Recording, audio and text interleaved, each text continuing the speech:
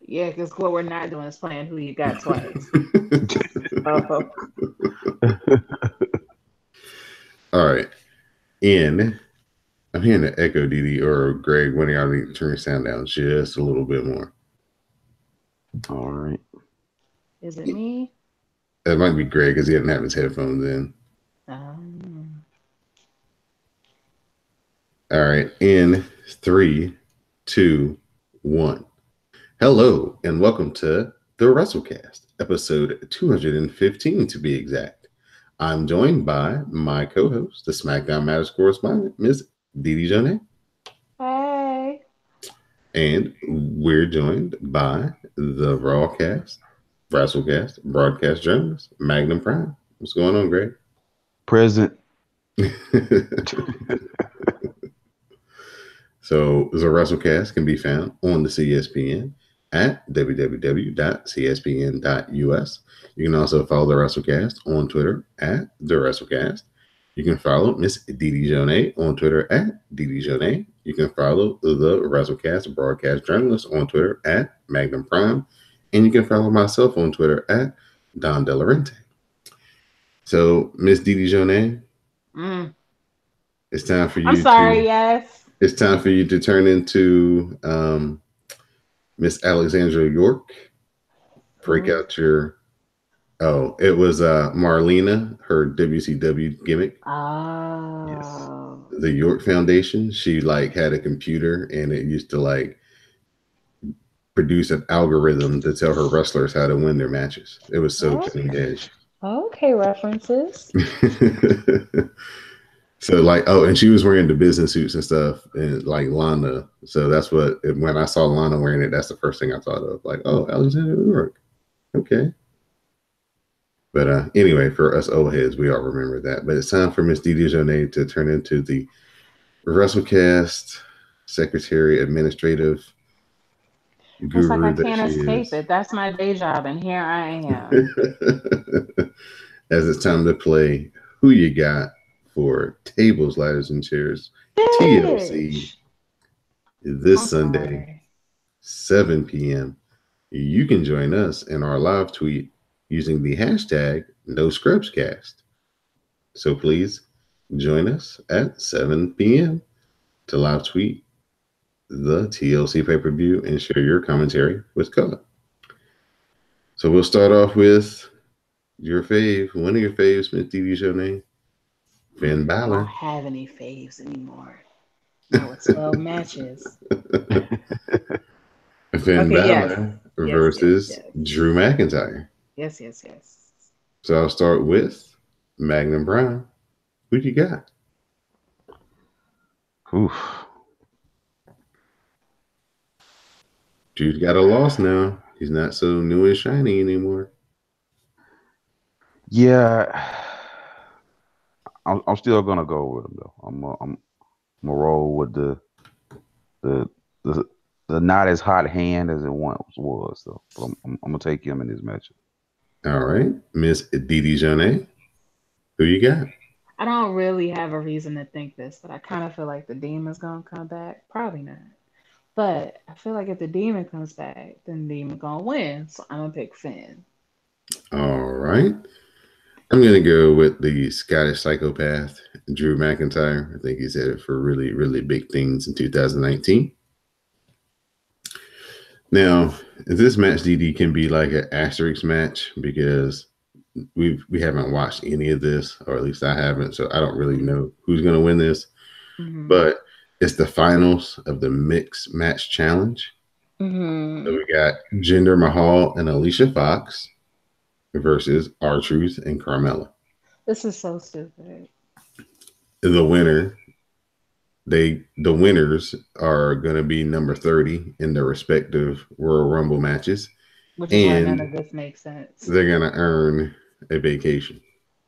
Like, I don't. Okay. All right. That's why it's an asterisk match. So, Miss Because Didi it's Jonay, like, who you got? Oh, go ahead. no, it's just so at the end of the day, number 30 next whenever will either be our truth or Jinder Mahal. Mm-hmm. Like I don't even know what's correct. I guess gender and Alicia. I Okay. I I guess I don't know. Mahalisha is Miss Sure. Dee Dee's Renee's pick. Magnum Prime, who you got? Yeah, I mean, I think it makes the most sense to probably giving it to them too. Really, because All right. you can have some heat going into that last. When you already know the outcome, you know who's going to be the 30th man. You can have some heat there. So yeah, this probably makes sense. I'm gonna go with, of course, our choosing Carmella. I'm trying to win this game. Mm, Hey, I mean, come on. Number 30 dance break, our truth in the Royal Rumble, when it's like, been real serious for like, 20 minutes straight, and it's just the big guns in there, and then here comes our truth trying to dance with Braun Strowman. I mean that makes sense, but I would think the comedy would come somewhere in the middle. But you make a very compelling point. Yeah. Oh well, I already wrote it down. No takesies, backsies. All right, so this one shall make Miss Didi Janae perk up a little bit. Mm. Elias Oh. versus Bobby Lashley in a ladder match where we'll have a special stipulation that Elias's guitar will be hanging above the ring as a weapon. Mm. So, Magnum Prime, who you got? Oh boy. Well, I know who I would like to see win.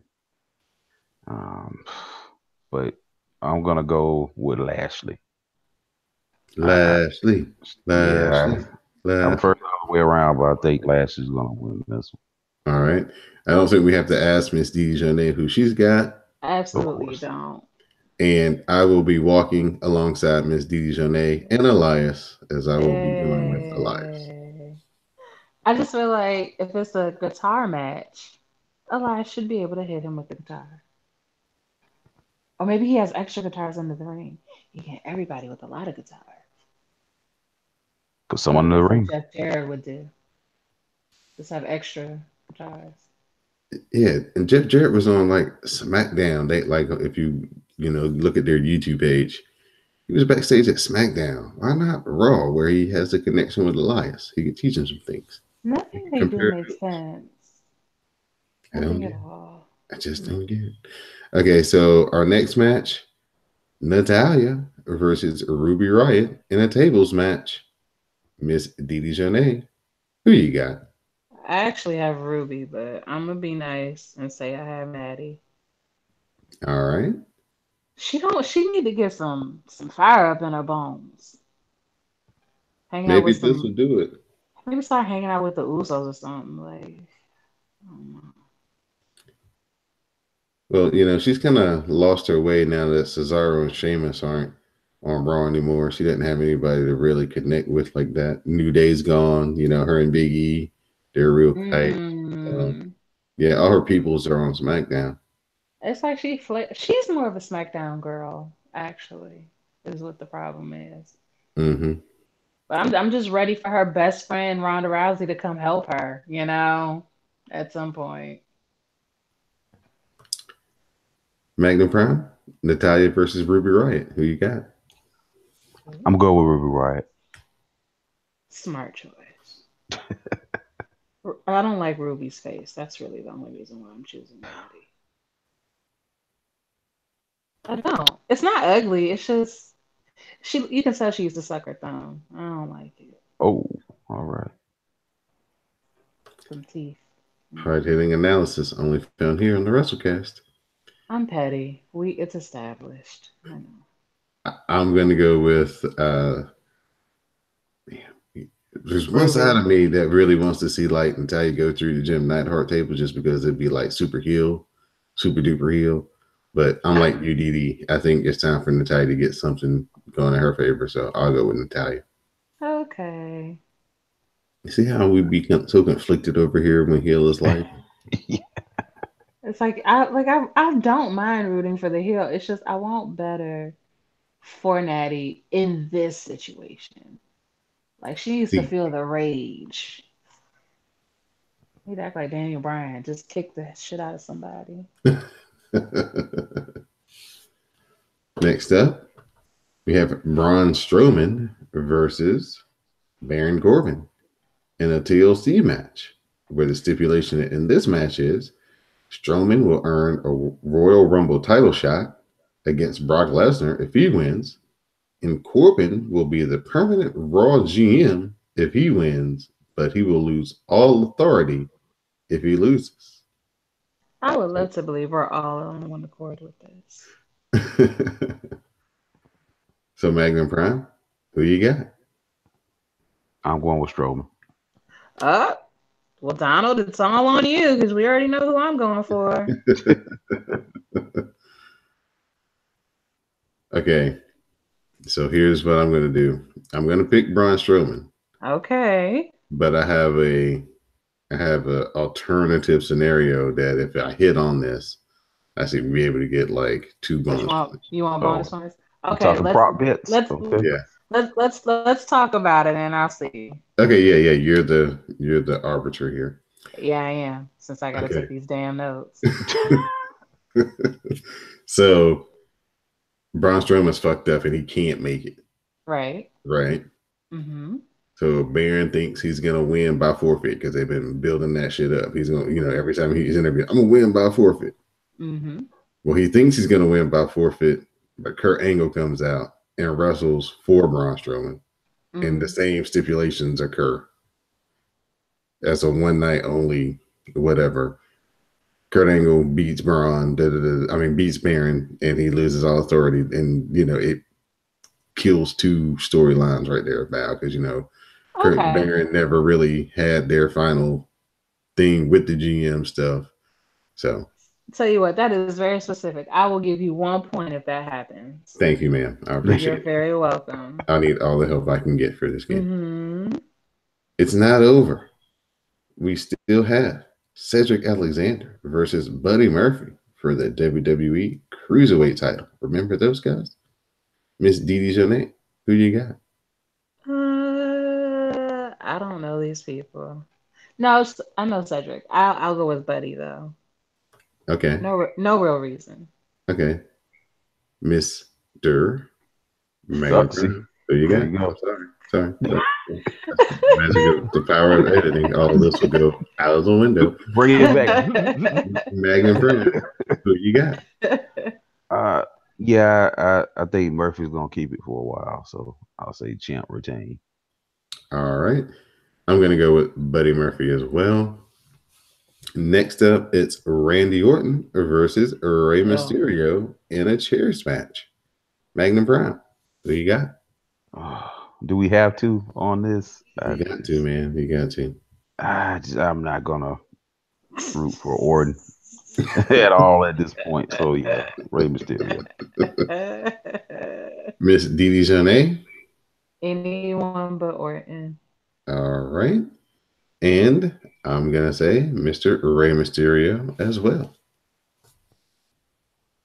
We have a triple threat for the SmackDown Tag Team titles as the Usos face off against the New Day versus the champions, The Bar. Miss Didi Jonette, who you got? It's going to be a tough one for you. Oh, there I hope for the 6-time champs. Um, let's go with the Usos. All right. Magnum Prime, who you got? All right, this is scary as yeah. I gotta agree with you. It's time for the Usos to come out on top again. So um, day one ish. All right. I'm going to agree with Magnum Prime. I like the Usos to come out as the champions on this particular battle. Mhm. We have the Raw Women's title match as Nia Jax goes up against Ronda Rousey. Miss Didi Jonette, who you got? Okay, this is about who wins the match, even on the technicality. So I'll still say, I don't like it, but I will say Ronda. Okay. Magnum Prime, who you got? Champ retains. I will agree with Both of my co-hosts here, Ronda Rousey, will be the winner of this match. Next up, probably the match that everybody wants to tune in to see, to be honest with you. The TLC triple threat match for the SmackDown Women's title as Hey. Asuka faces off against Charlotte Flair versus the man, Becky Lynch. Magnum Prime, who you got? The true main event. I'm gonna go with the man. All right. Miss Didi Jonay, I who am you got? also going with Becky, but I will be very okay if Asuka manages to win too. All right. I will be going with Becky Lynch as well.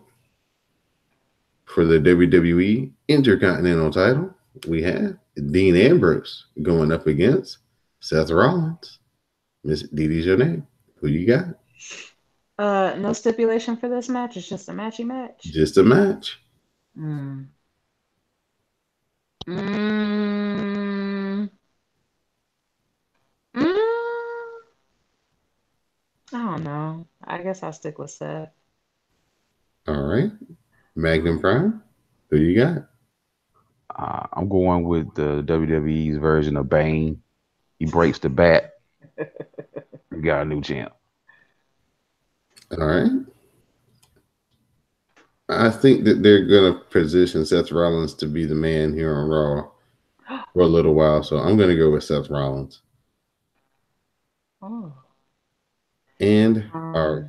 final match Finally. for the WWE title, Hmm. AJ Styles versus the new Daniel Bryan. Magnum Prime, who you got? I gotta go with Brian. I don't see why you take it off of him at this point. Miss Didi Jonay. AJ is Cena, but just like John Cena, I'm never picking him. So Daniel it is. All right. And I'm going to go with the clean sweep as well. Daniel Bryan retains.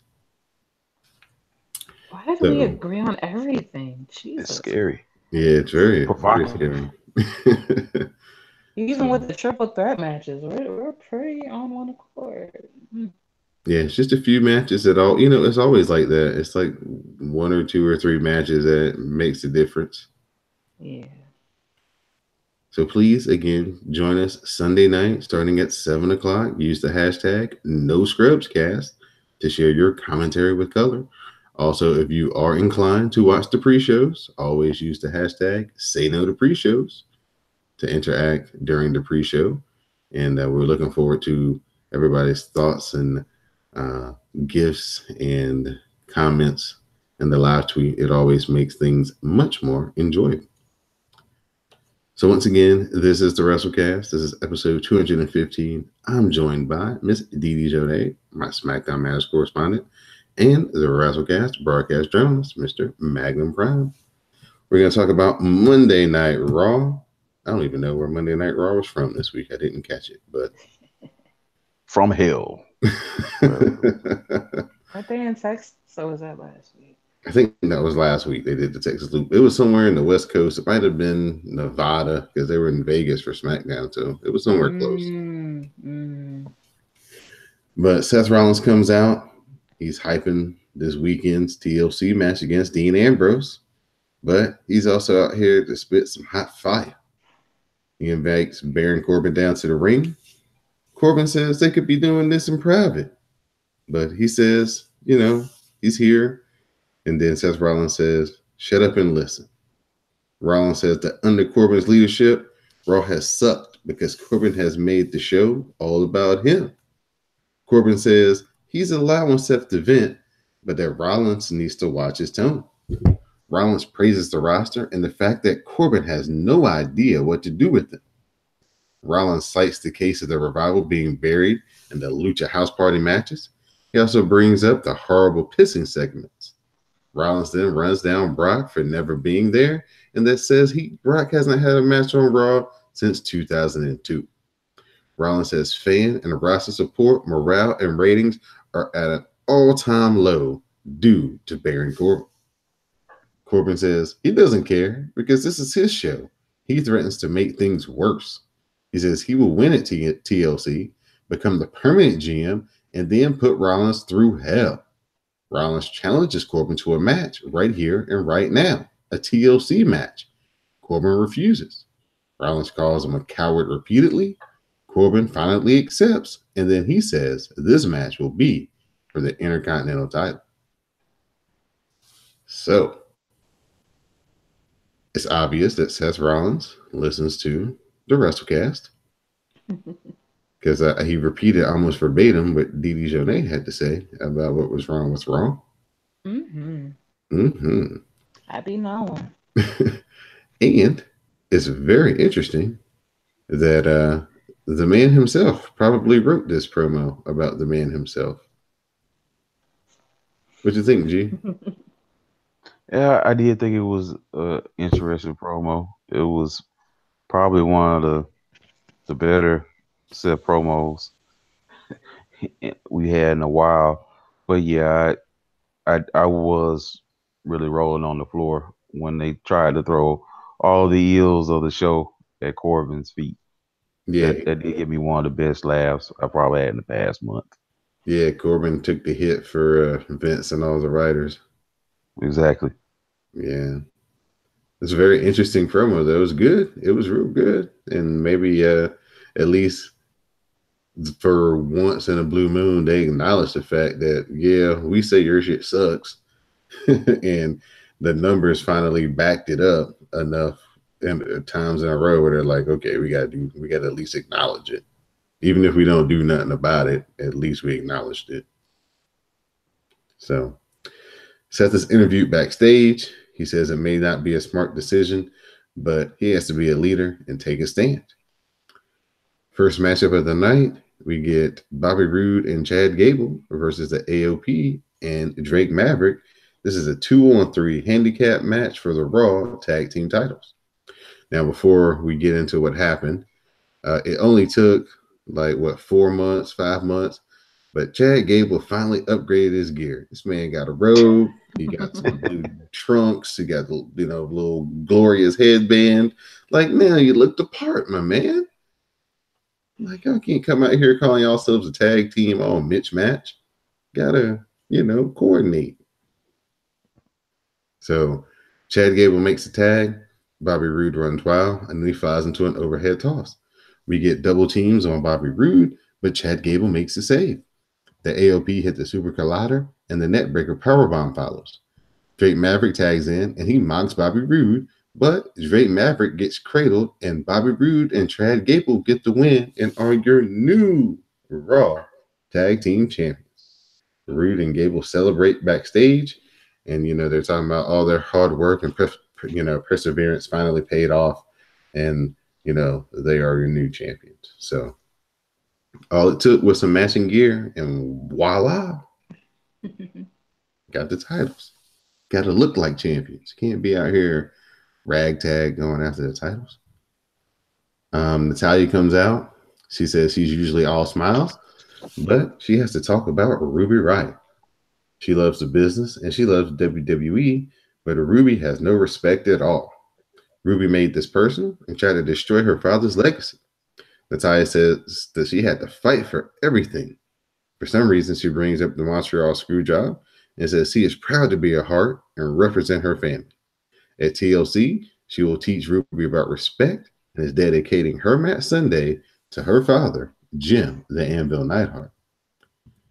Natty says she will take everything she has and drive Ruby ass through a table.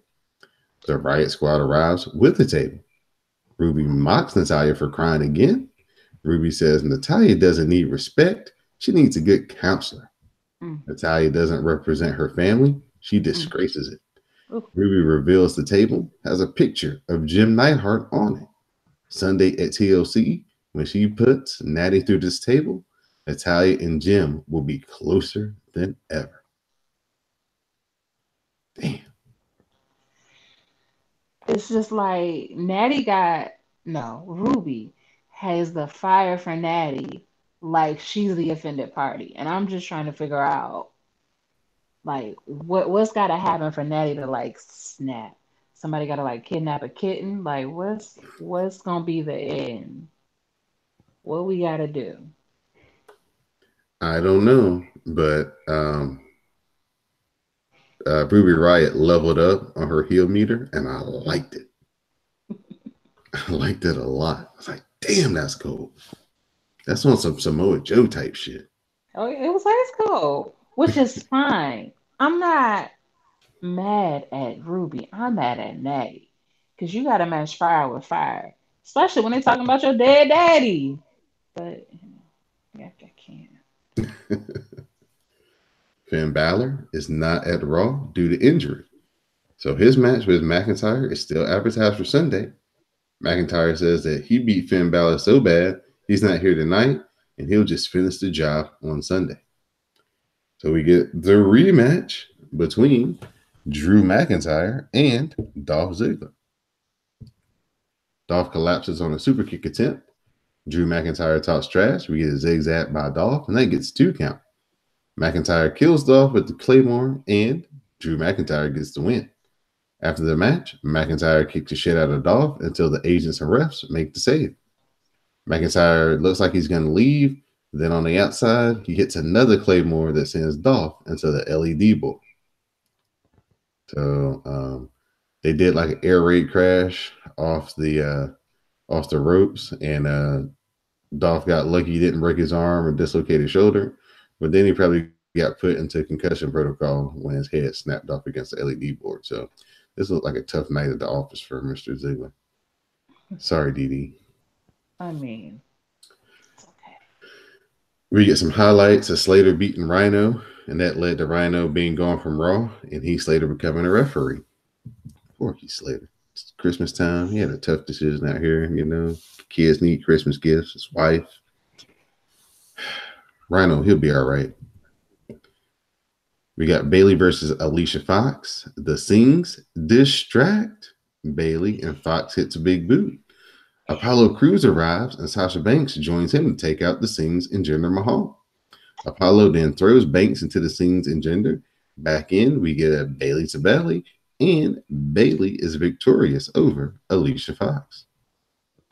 Didi, as I take a sip of my drink, what are you having tonight, or are you done because your evening already consisted? Oh, please. I have whiskey and sweet tea. It's Sounds like a winner. smooth. It's nice. It's dark. It's not heavy, though. It's nice. Charlie, she interviews Dean Ambrose. Ambrose doesn't care about Rollins and says he called himself the architect to keep attention on himself. He says Rollins has a huge ego and always had to step on others to be the man. If Rollins is still the Intercontinental Champion after tonight, Dean will take it on Sunday. Ambrose just asks, what would Roman think about all of this? And Ambrose says, who cares? They show footage of Ambrose turning on Rollins the night of the Reigns leukemia news. We also get footage of last week's Bane impersonation. And Dean just kind of walks off after the video gets through playing. G, I'll ask you again. Are they building this up enough to where you actually care about it? Or is this actually making you more intrigued with Dean Ambrose and less enamored with Seth Rollins? Yeah, yeah, I would say more so the interest is with Ambrose, but I will say this: it's something that we haven't seen in a while. Not like that mess we got with just Rollins and Dolph, and in their version of Infinity War Part 8, to where it never stopped. So at least this is something different, and I can dig that. Dee Dee, Hmm. it's that time of the night. You got your Yes, walking shoes on I do. because Elias is here for a special performance. Oh, because she was in other places of Fabuloso. She wasn't there, but Elias runs down Bobby Lashley and he praises San Diego. What's up, Jade? Elias has a match with Leo Rush tonight, and he will teach Leo a lesson, and then Elias plays his song. So Elias versus Leo Rush. Lashley gets involved, allowing Leo to attack. Leo runs wild with kicks, but Elias plants him with a power bomb, and Lashley hits the ring and attacks Elias, and he intimidates Heath Slater. Leo grabs the guitar, he gives it to Lashley, and Lashley lays out Elias. Leo covers, and Lashley makes Heath Slater count the pinfall. Uh, What are they doing to Elias? he doesn't deserve these things. It's just not good. I mean, Leo Rush, really? No, it's disrespectful. So Baron Corbin tells Slater that he did well tonight, and he has another match that he has to be the ref in later. Alexa Bliss arrives, followed by Nia Jax and Tamina. Nia has a statement to make.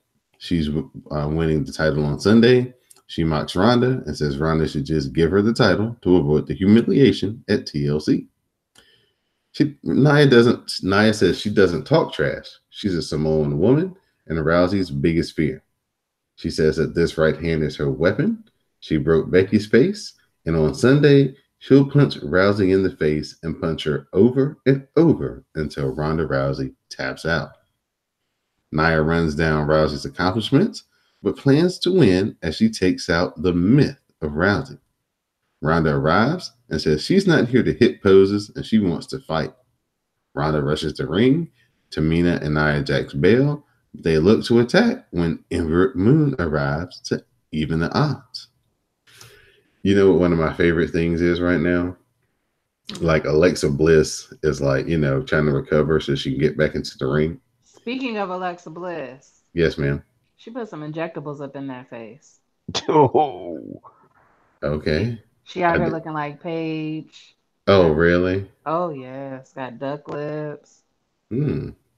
She Yes, shouldn't be. She shouldn't go into the cosmetic territories of that. That's not she always does. the most She fruitful. she does not look the same, and she's a lot smaller than Paige, so it looks a little more extreme on her. So my favorite thing right now is that she's recovering from concussions or whatever and trying to get back into the ring. She is Hmm. not trying to get like bumped or knocked around or nothing. She be getting out of the ring so fast. Like she's standing up there. She hands the mic to Nia. Nia's talking whatever. They're up there laughing, joking, whatever. And then all of a sudden, when Ronda hits, like when Ronda actually gets to the ring and gets on the apron, she is like, pew, the first person out of the ring. Like, holy shit. Like, she is not messing around. So Ember defeats Nia. Ember defeats Tamina. She hits the Eclipse and gets the win. Baron Corbin is interviewed about his main event match. He doesn't see this as an abuse of power. He just accepted a challenge and is making sure fans see him in a TLC match. Charlie says that there are rumors that Braun will be at TLC, which Corbin dismisses. So it's main event time: Seth Rollins versus Baron Corbin, TLC Intercontinental title match. Corbin starts to climb the ladder. Rollins cuts him off with chair shots and then accidentally takes out Slater with the chair. Rollins sends Corbin to the steps. He hits a super kick and lays Corbin on the table on the floor. Rollins heads up top. He hits the crossbody and puts Corbin through the table.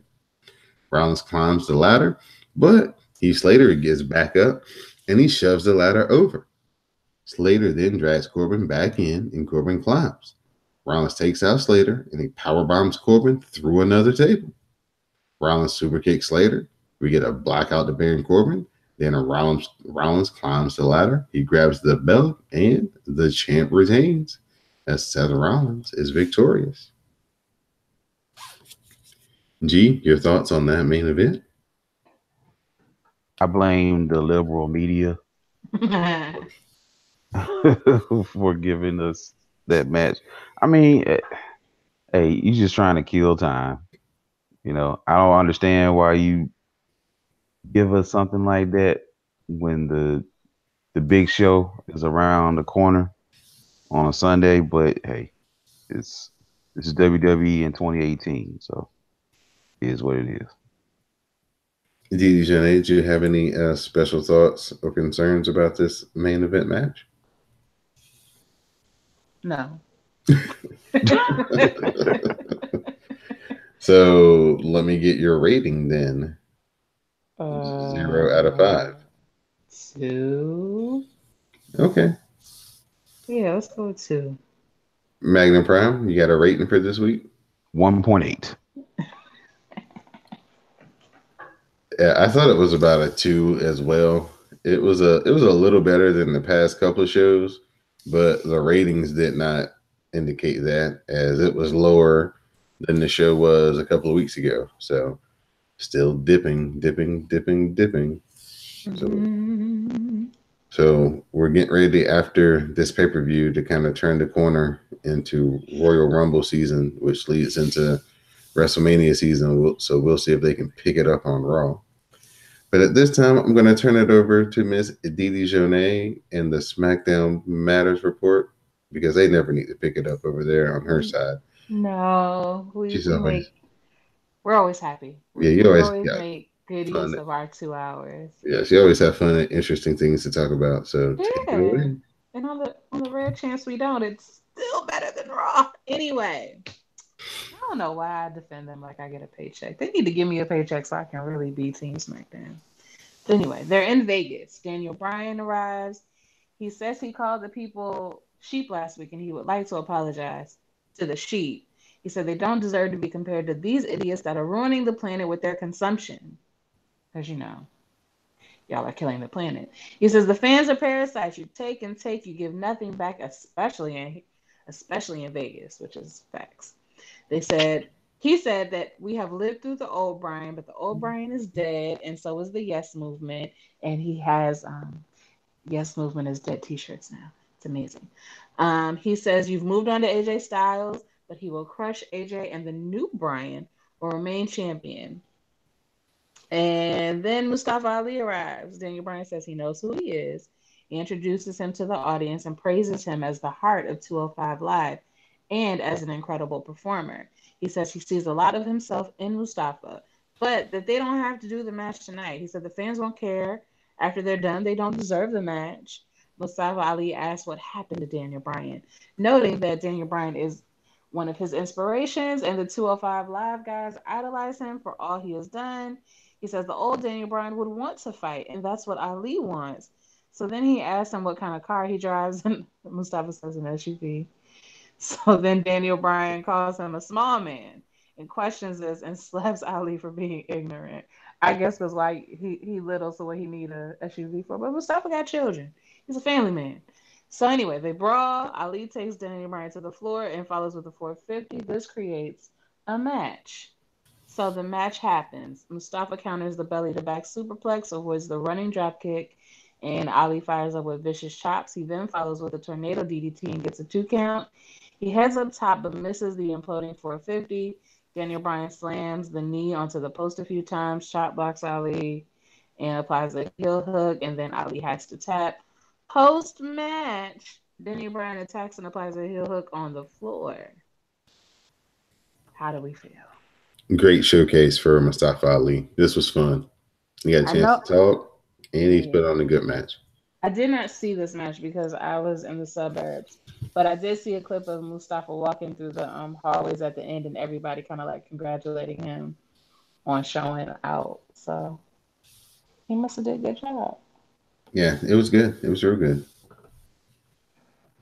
I'm happy to hear it. Next, for whatever reason, the Bar and the Usos are gonna have a rap battle. The New Day are your hosts. The Bar goes first. They do an Ice Ice Baby rhyme. The Usos laugh. They drop the mic. The Usos go make Teenage Mutant Ninja Turtle references and make fun of Cesaro losing teeth, which happened. I recall. Was that this year? Jesus. Yes, it was. God, it's been a long year. It breaks down into a brawl with the Bar running wild and standing tall. Interesting. Did you see this? No, I didn't see. I didn't see something. Oh my gosh. Oh, you know what? Mm. Better than expected. The rap battle. Oh yeah. Oh yeah. Good, because on paper that sounds like a horrific idea. Because it was like they were saying, I think they were saying, to me it sounded like they were saying ice shavings, but I think they were saying ice shamey. And basically they were like Oh, doing ice baby, but like in certain like bar type stuff, like their names or something that has to do with them beating up the Usos or something in certain parts. Cute. Yeah, and then they were dressed like Run DMC with the Oh, that's adorable. Okay, so Adidas this was outfits. like the second good rap battle because the only other good rap battle was the Usos versus the New Day. This is the second rap battle, so yeah, they're 2 for 2. I feel And like there's been one like back in the '90s because oh, it's not but like the WWE's original. But then the Usos they went like they went like real personal. It was like how you make Cesaro lose teeth with no knuckles. But let me introduce y'all to Mr. Turnbuckle. oh shit. Um, I don't mean to get distracted from SmackDown because SmackDown absolutely matters. hmm But y'all might want to watch Impact this week. I heard It's some things are motivating and shaking over there. this match is a little bit of emoji flames. Anyway, oh, you okay? I'm good. Okay, yeah, emoji flames, flames of the emoji store. Oh my god. Ooh, and he's shirtless. Anyway, and then I would tell you about it, but I don't know who these people are. Anyway, the Miz. Oh no, no, no. Let me not skip Asuka. She cuts a promo about tonight's match with Charlotte. She says she'll win the title at TLC, but that Charlotte is not ready for her on Tuesday. Miz is in the ring with the Best in the World trophy, and he begs Shane McMahon to come to the ring. So he comes out. He said, "Why do you have the trophy?" And Miz says they can be good together if he gives them a chance. This is very much like Misery. He wants them to tag again, and if they lose, they can go their separate ways. Shane says you're being weird, and I'm about to call, the people. And Miz says the trophy is about so much more.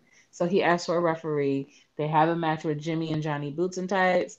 They attack and beat down Shane. Shane fires back. There's a spinning back elbow that follows, and then the DDT connects. Shane locks on a triangle, and he gets the submission win. Not good. No, No, Shane I'm, I'm looked like he was shocked. about to pass out on us. I'm shocked. I'm shocked that a 50-year-old part-time wrestler isn't up to par. Oh Jesus, yo, you really gotta watch Impact this week. Anyway, Paige yells at the ref for that last match, but the ref says that Miz okayed it. Jimmy and Johnny Boots and Pants give Paige an invoice for her to pay them $5,000 each. Like any smart businesswoman, she rips up the invoices. All Lives Orton arrives. He says there's nothing like a good old fashioned chair to make a point. There's some video footage of him assaulting Rey Mysterio with said chair. He said that's good. He can do better, and he gets more footage. So he has a chairs match with Ray on Sunday. He said he's done sick and twisted things, but Ray is apparently okay with the match. Ray is his victim. He won't be getting revenge. Some are worried about TLC, but Ray needs to fear, not worry, fear. But guess what?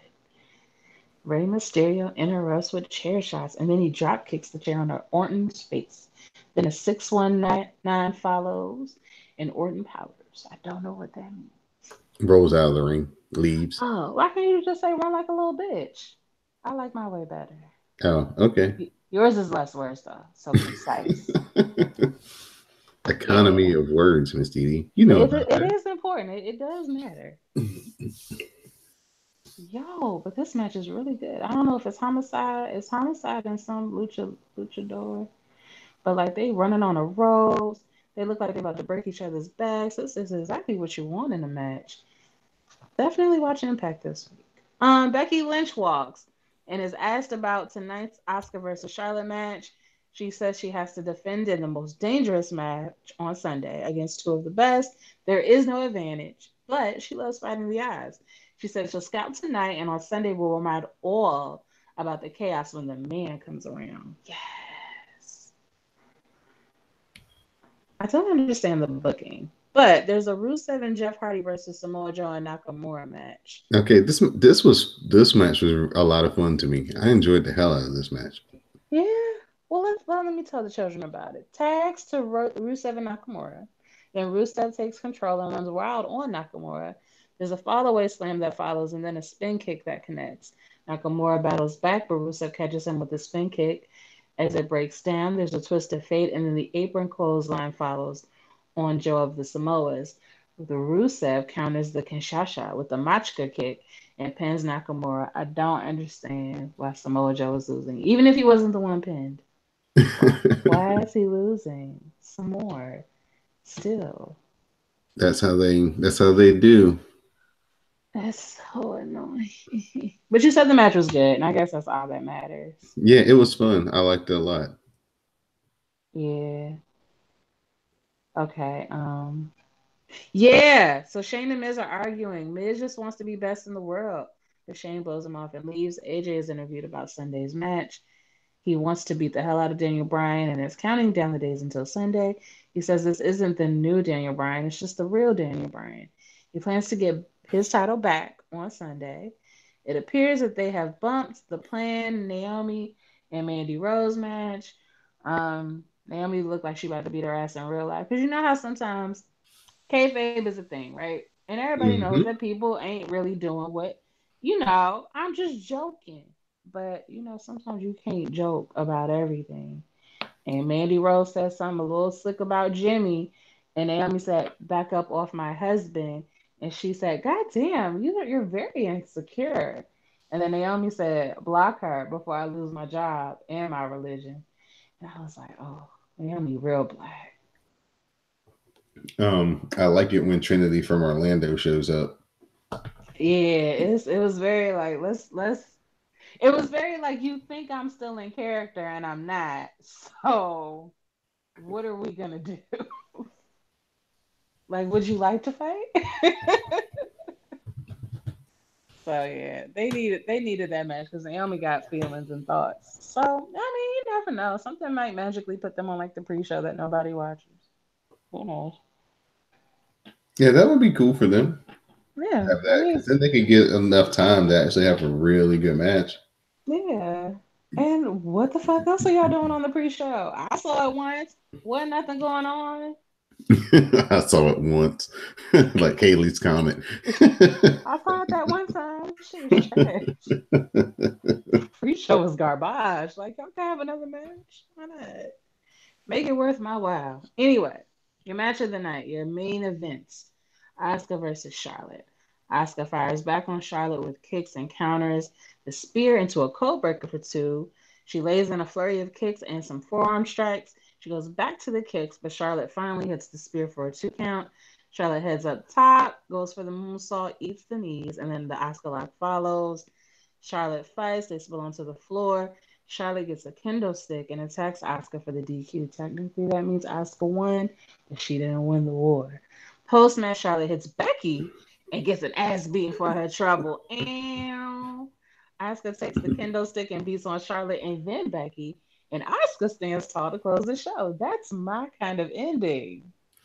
Oh yeah, she. It was good that they were beating the shit out of each other with those kendo sticks. Man, Charlotte was all Yes. whelped up. Mm, Yes. That's what I like to hear. yeah, so good ending. They were having a good match, and then they kind of you don't want to, I guess, give away a clean finish on TV between these two. So that's how they Yeah. got out of it.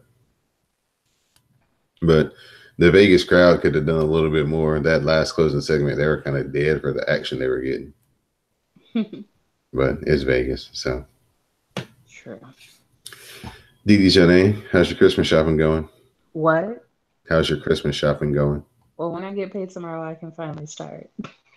Well, when you do start over on CSPN.us. Hmm. Head over to Amazon. Head over to Busted Tees. Head over to Audible, Adam and Eve, or any of our sponsors to help keep our podcast free each and every week. All you got to do is just click on the tab at the top of the CSPN homepage that says Keep Our Podcast Free. Then click on any of our sponsors that you wish to shop with. Do your shopping as normal. Some of your purchase will come back here to the CSPN to help keep the WrassleCast and all of our podcasts on the network free each and every week. So please support the CSPN through supporting our sponsors at www.cspn.us. NXT time. The Undisputed Era, they come to the ring to start the show. Adam Cole says they're going to start the holiday season right when Bobby Fish beats up EC3. He says that EC3 can't bring his career to the next level in NXT because the whole brand revolves around the Undisputed Era. Hmm. 2018 was the start of a decade of dominance for them. Cole predicts that they'll have all the gold in 2019. It's not a threat, it's undisputed. Bobby Fish with the Undisputed Era versus EC3. EC3 fights back, and Fish takes a vicious looking rope bump where his neck snaps off the top rope. Oh. Yeah, it was bad. He almost did an endo to himself. Oh. EC3 hits the name drop, but gets his knees taken out. EC3 uses a small package though, and he gets the win. The Undisputed Era hit the ring and they jump EC3. EC3 gets saved by Heavy Machinery. EC3 and Heavy Machinery, they clean house, and Kyle O'Reilly gets left out all alone to take a 3-on-1 beating. Big Otis Dozovich hits the worm into the big elbow, and EC3 and Heavy Machinery stand tall. Hmm. Oh man, this was actually the save part was pretty good because like you know those little deep freezers, those little like short square deep freezers. That's what my man Otis Dozovich looks like. And he Mm. was just throwing these huge. He's like got these like wide arms, and he's just throwing these meat hooks, and the Undisputed Era guys are just going all over the ring. It was so good. And then like I said, they got Kyle O'Reilly by himself, so they ping pong him around. He gets knocked down, and then you see this big dude like, oh, this has got to be like 320, 5'2", and then he does the worm into an elbow drop. Oh wow. Yeah, it's pretty good stuff. Um, your two faves earlier today, Dakota Kai and Io Shirai, they were interviewed. Hey. Dakota Kai, she's in her Kingslayer shirt. She says that they're asked about Jessamine Duke and Marina Shafir. They said they're not going to take their interference anymore, and they challenged them to a tag team match next week. Danny Burch and Oni Lorcan versus the Mighty. Oni counters a double press slam with a double DDT. Oni slaps them up, but the Mighty come back with their own slaps. Oni ducks, and the Mighty hit each other. We get attacked to Burch, who headbutts Thorne. We get an elevated assisted DDT, and Danny Burch and Oni Lorcan get the win. We have the Aleister Black, Johnny Gargano, and Tommaso Ciampa interview segment from last week that it gets reshown, and the steel cage match between Aleister Black and Johnny Gargano will happen next week. So somewhere outside, Gargano, he's cutting a handheld promo saying Black can't absolve him of his sins because he did nothing wrong. It was for the greater good. Black keeps being in the wrong place at the wrong time, which is in Johnny Gargano's path to becoming NXT champion. He'll do whatever he needs to do so this story can end the right way. Shayna Baszler and her MMA buddies are interviewed. Shayna doesn't care about the contenders matches because she will break them either way. When Jessamine and Marina are asked about the challenge from Io and Dakota, they laugh and Shayna accepts the match for them. Lacey Evans, she qualified for the #1 contenders match at an NXT live event. And then we see clips of her being Xia Li, and she joins Bianca Belair as the second woman to qualify for this 4-way match. So we have another qualifying match, and that's between Mia Yim versus Reina Gonzalez. Reina talks trash and applies a Canadian backbreaker torture rack. Mia finds a way to counter and fires off a bunch of chops. Mia throws in kicks before Mia wins with the soul food.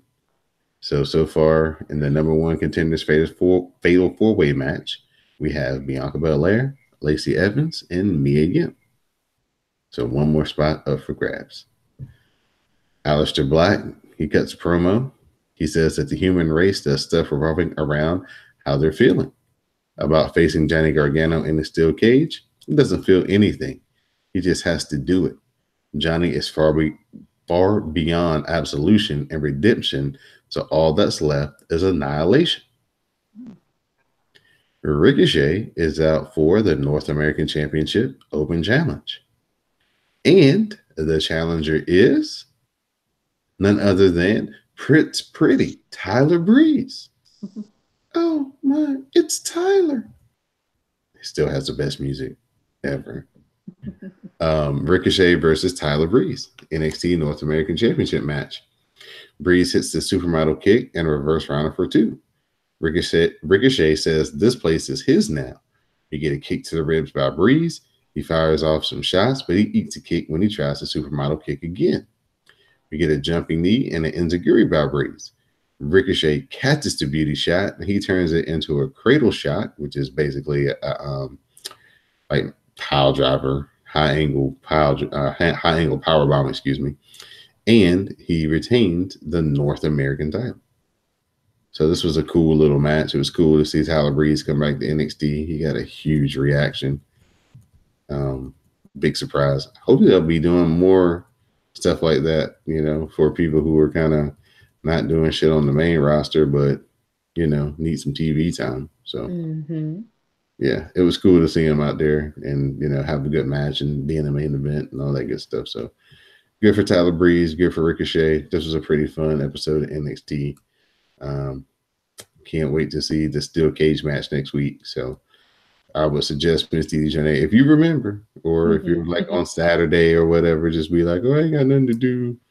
No, got an hour to kill. Yeah, I would suggest next week you watch NXT because that should be pretty good. So before we go, there was some breaking news on as we record this tonight's episode of Impact. So fill the people in on what happened. Okay, like I said, this episode has been emoji flames. There were two matches that you have to see. I don't know them people. I just know they did the damn thing. But for people who I do know, Tessa Blanchard and Taya are going to have a match for the women's championship, and the special guest referee is Gail Kim. Oh, Suki now. Maybe she's coming back to wrestle. Maybe that's gonna be her entrance, her first step back.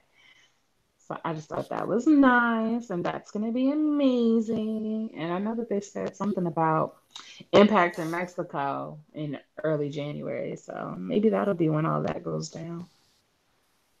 All right. So, yeah, check out their YouTube page. That's probably the best way to catch those type of things after the fact. Because once you hear this in a real time, it will be, done with. But I'm pretty sure it'll be all over the internets. So, too bad you don't know who those people are, because I'd like to hear who was ripping it up in these matches. But maybe I'll go out and find it here. They were on the smaller side of life. Okay. They look like 205 live size people in the first match. And in the second match, they're like the Puerto Rican contingent. It was two of them. Okay. And one of them had on a mask, and then the other one looked like Hernandez, Homicide and Hernandez, the little one. I don't know names, but but both of those matches were certainly better than anything you would have seen on Raw, and actually better than a lot of the things that are on SmackDown lately. So you should definitely, if you can find it, if it's on your on demand, definitely. Or just check YouTube for it, because those were good matches. All right. Any This Week in History or? Oh, I don't know. Go on to something else and I'll see if I can find it real quick. Well, the World Tag League concluded in New Japan. And we're going to have one more run between the Young Bucks and the Gorillas of Destiny for the IWGP Heavyweight Championship. So this will be a very big time coming up for the Young Bucks, Kenny Omega, Cody Rhodes, because in New Japan the contracts kind of renew January 4th. So that would technically be their last date if they decide to make other moves. So a lot of people are waiting to see what's going to happen coming up in like January the 7th. That's real soon. Yeah, real soon. So, we talked about that, that new promotion that, they may be trying to start, All Elite Wrestling. Yeah. And so basically, if things are what they say they are, then after January 4th, they would be full steam ahead on trying to get that off the ground. Hmm. So, Amazing. yeah. So, what you got for? Yeah. Lies. My boss texted me. This week in history was the 1989 Starcade. Anything notable? Of course, I have to get there. There's other things from like the 1905. Oh, But Hans yeah, Schmidt was winning matches in 1905. sure. But in '89, the NWA Tag Champions Rick and Scott Steiner defeated Doom with Woman and Nitron via countout in a non-title match. Who cares about a non-title match? NWA US Champ Lex Luger pinned Sting in a non-title match. The Road Warriors defeated Doom. Why Doom got all these matches? The NWA World Champion Ric Flair with Ole and Arn Anderson pinned NWA TV Champion the Great Muta with Gary Hart. Tag champs Rick and Scott Steiner defeated. What? It must have been like a round robin kind of That thing. might have been the tag team tournament one that they had. Ah, that makes sense. So then Rick and Scott Steiner defeated the Road Warriors. Then Sting pinned NWA TV champion the Great Muta. Yeah, it must be a tournament. The Wild Yeah, Samoans defeated Doom. Lex Luger fought uh, NWA World Champ Ric Flair to a 15-minute time limit draw. The Wild Samoans defeated the Steiners. Lex Luger defeated Muda. The Road Warriors defeated the Samoans. And then Sting pinned Ric Flair at 14:57. That's a yeah, they lot. had some weird battle bowl or some type of tournament they were doing. That's really weird. But in Huntsville, Alabama that same year, the Colossal Connection, who was Andre the Giant and Haku, defeated Demolition, which were Axe and Smash, for the WWF Tag Team title. In '91, Steven Regal defeated Jimmy Garvin, and Lex Luger defeated PN News. I remember PN News. And then Sting, Dustin Rhodes, and Bill Kazmaier defeated WCW US Champ Rick Rude, Mr. Hughes, and Oz. AKA And Kevin Nash. oh, that's a much better name. In '92, Eric Watts fought Steve Austin to a draw. Ryan Pillman pinned Too Cold Scorpio. Barry Windham fought Dustin Rhodes to a double countout. In '93, Alundra Blaze defeated Heidi Lee Morgan in the finals of a tournament to win the revived WWF Women's Tag title. Nope, Women's title. Just the Women's title. In '98 in Tokyo, Rob Van Dam and Sabu defeated the Dudley Boys to win the ECW Tag Team title. And in 2002 in Switzerland, Sting defeated Lex Luger and Malice in a three-way bout to win the World Wrestling All-Stars World Heavyweight title. In '08, John Morrison and The Miz won the tag team champs. Were the tag team champs by defeating CM Punk and Kofi Kingston. Damn, what difference a decade made. In '09, Sheamus defeated John Cena in a tables match. What? To win the WWE title. Undertaker defeated Batista in a chairs match to retain his title. DX, and again, this is 2009. DX defeated Chris Jericho on the Big Show to win the unified tag team titles. And Drew McIntyre, again, what 9 years difference makes, defeated Shelty Benjamin to win the IC title. And some things happened in 2015, but that was just a couple years ago. Don't nobody care. That really wasn't history, right? Yeah, that's just like last time. All right. That's good stuff. It's Yeah, funny how, some people come back around again, right? yeah. I was interested to hear about Drew McIntyre. Yeah, he was like really young. He was like 20, 21, 22, Wow. and they kept and he like fell into the hype of being the chosen one. Mm. And yeah, it kind of got him all screwed up until they, fired his ass, and then he had to go to TNA, and then he kind of got himself back together. Then he quit TNA and then went on the Indies and got to be like the hottest guy on the Indies. Like he just totally revamped everything about him. And then Mm, that's when he came back to NXT, and ever since then he's been on his way. I think that's nice. Yeah, so it's just an interesting way that you can, you know, be on their radar, don't do good, but still work hard enough to come back around, get a little bit more seasoning, and then come back. Yeah.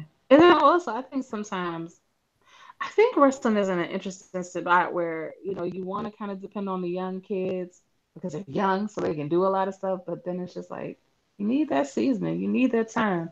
So it's like, even though that was 10 years ago, he's only 33.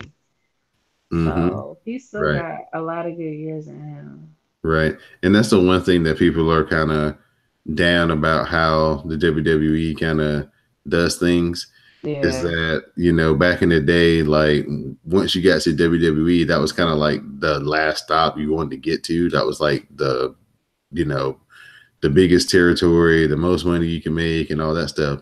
But a lot of people who went to WWF back in the day, they were already like 10-year veterans and they've been working around the country and had all these different styles. Like, like North Carolina, they had a certain style of wrestling they did. Tennessee had a certain style of wrestling they did. Georgia had a certain style of wrestling they did. Florida had their style. Louisiana had their style. And basically, what you could do is if you worked 1 year in all the territories across the country, you could have a 25-year career Mm.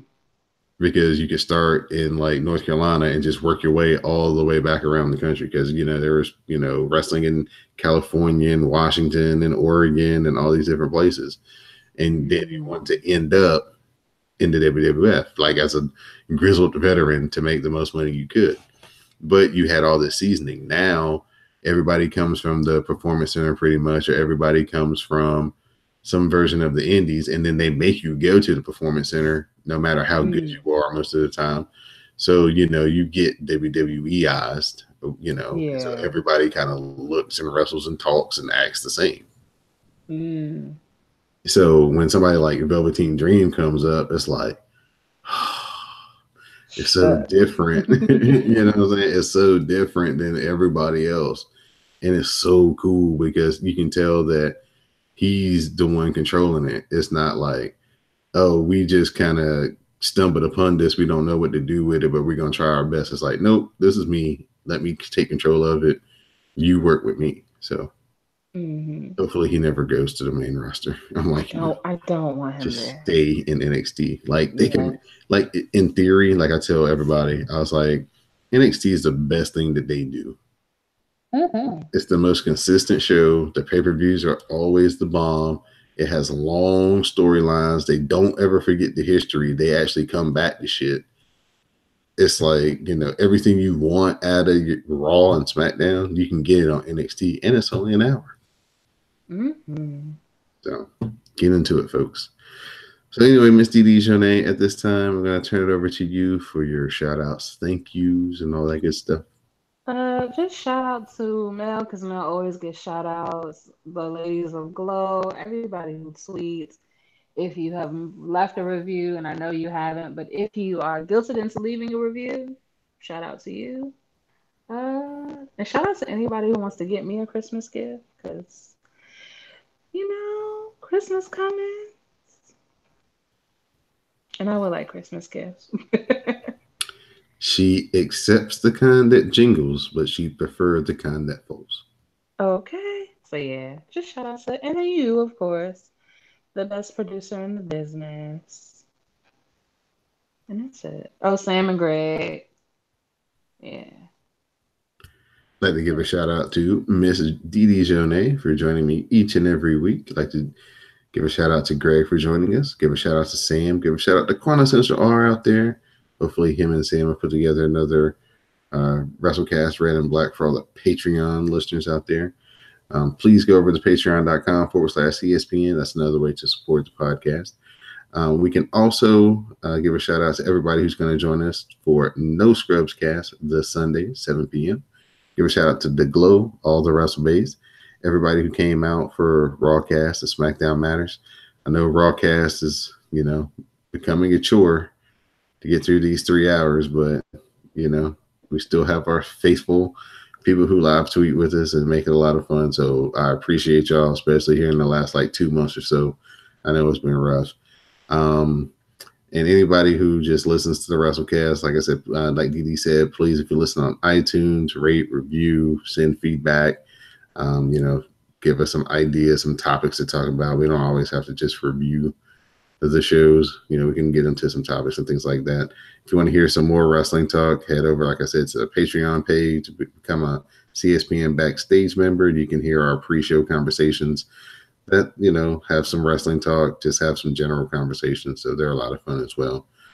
And on that note, for my SmackDown Matters correspondent, Miss Didi Jonay, and the WrassleCast broadcast journalist, Magnum Prime, I'm your host, Don Delarente. This has been episode 215. Please stay tuned for the parting promo. All right, Ski. Kanye West went on a Twitter rant.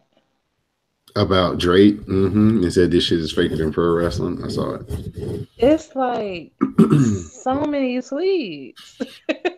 Yeah, he's one of those days he's off his medicine again. I was like, I want him to know we got 280 now. Like, you can consolidate some of this shit. Like, you don't gotta. There's so many tweets, Donald. Like, That's what I love about Twitter. Everybody's like, quote tweets. Oh man, fuck is that? Why they always giving the shit we don't ask for? Now every right. time you get a reply, don't nobody reply to your ass. All they do is quote. Fucking 280. God damn. Ain't nobody gonna be reading these motherfucking paragraphs. Like, look here, Holmes. You ain't gotta send off 10 tweets no more. Put that shit in one tweet. He a whole weirdo. Never threatened Northern Saint and Chicago's daddy, bro. Then he rewrote it and said, never threatened North Saint and Chicago's dad, bro. He's Like, talking about shit that happened like in the summertime, at the end of the to, summertime, like almost to, 6 months ago, like to the September. right, it's on site. Saint stays to the right, bro. What? And he said these tweets are not emotional. Are you sure? Drake, this is what they want. You would be so sad if anything ever happened to me. But you're playing into it. Why? A false runner? A beat? Leave me and my family alone, bro. I'm yay, bro. Remember that. I love you. I would never intentionally hurt you. That's what I've been trying. That's what I've been saying to you. I would never mention your blank, nigga. Bye. Oh, he's talking about the baby. You're mad at me for something I didn't do. I don't really care. I will never make a diss record. I will never put negative energy into a song with positive energy. yeah, he's a different breed right now. I used to bring Travis with me everywhere with me. I'm an inspiration to both him and Drake. You can't tell me you're an inspiration to me. You don't know me. The hell? I heard Drake had more bars this than me that were removed. Travis, my family, and let this Met throw. Wait, Trav is my family, and let this Met throw sneak disses at me for clout.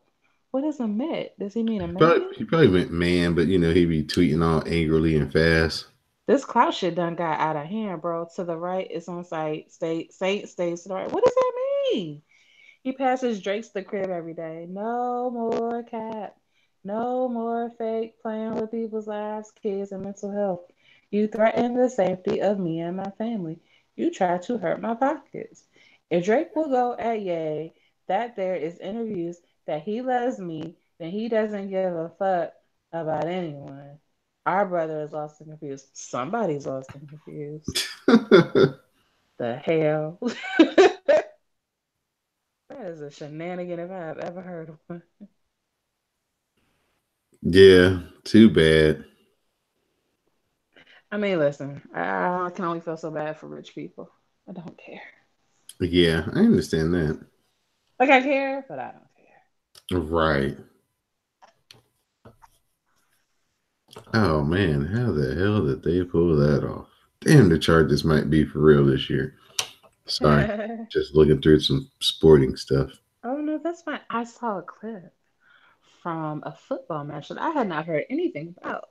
It was the Patriots Is this Uh, the Dolphins? yeah, That shit was iconic. yeah, yeah, it was. I was like, this is why you people like football. It's a sports thing in general where like anything can. It's the ultimate reality TV. Now imagine watching that like you're sitting there, like you're maybe not even a rooting for either team, but you're just watching it to be entertained, and that was to happen. I would be on fire. Now Like I imagine might go out and get a goddamn jersey the next day. Some shit like that happened in front of me. Now imagine if you rooted for one of those teams. Now there Right. that's when the emotional part of this thing comes But in. here's the scam. If I root for the Dolphins, this is the most amazing thing that I have ever seen outside of a Super Bowl. Because Right. what the fuck? Even the announcers like, and that's the end of that. Wait. Like, but if I'm a Patriots fan, which never, but if I was, that is like a junior version of 28-3. Like, what? hmm Yeah, What? that Speaking of 28-3 made it so I'm never picking a team. Cause you do some 28-3 shit to me, I am burning your stadium down. yeah, that's what my the young lady I'm dating, she likes Tom Brady, so she has a Ugh, rooting interest in the break Patriots up with her. because of Tom Brady, right? And Break up with her. she's She's like awful. she's like, I hate doing this because this makes me too emotional. She's like, I don't like getting wrapped up in stuff. But Hmm. she's like, but I'll watch these games and all of a sudden I'll be like, yeah, you're becoming that's what a fan is. It's like you can't be a fan with no emotion. I can't be a fan. It's too much emotion. Did that thing say that Brian Cage was only 227 pounds? You know that's a damn lie. I was like, that can't be right. 327 pounds, maybe. No, but What? yeah, he is an active. 257. Yeah, yeah, 257 sounds more like it. He only 6 feet tall. He is so jacked up. Good lord. He's yeah. See, his Wikipedia says 268. That sounds right. I don't know what they were talking about on Impact. They just making shit up. Yeah, they be making shit up. 227. How the fuck? Do I look dumb to you? 227. Okay. Well, let me let you go because you still got things to do. Yeah. Yeah, I do. All But right, I took man. my customary washed nap beforehand, so I should be okay. Ain't nothing like that. Yeah, no, I had like some good Chinese food, and it was like, oh, I think I'm going to take a nap. So, I was trying to figure out where I would take a nap in my building, but I can't find a place. yeah, it should be mandatory, like it was in preschool daycare, Yo, like at least like 45 see, minutes. siesta is key. Like, oh my God. Like, when you can't find a place where you can just take a nap or just rest your eyes, the whole time be wide awake, but just not even having to pretend to think about things. Oh my God, it's the Right, best. it is. It is. All right, Miss Didi, I appreciate you.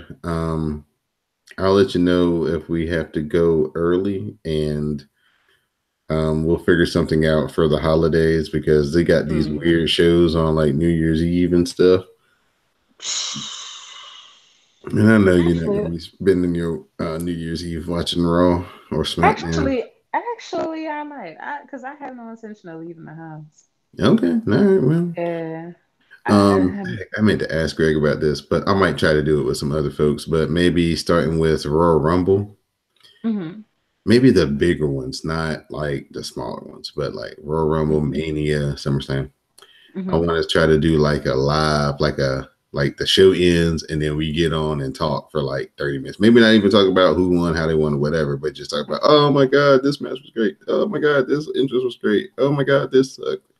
Oh my God, they fucked up this. Just kind of like not really, just kind of an impromptu reaction type show.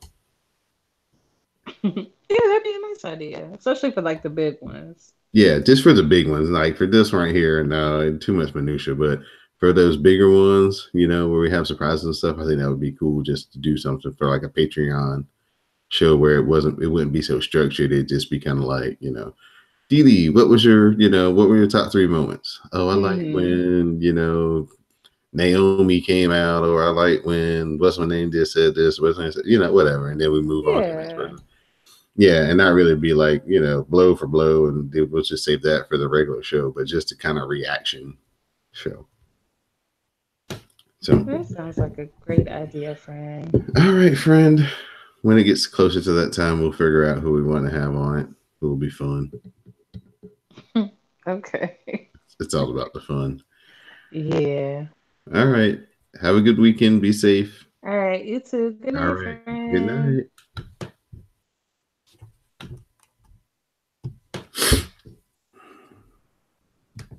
I gotta do some major editing because I was coughing and hacking and snotting and snitting.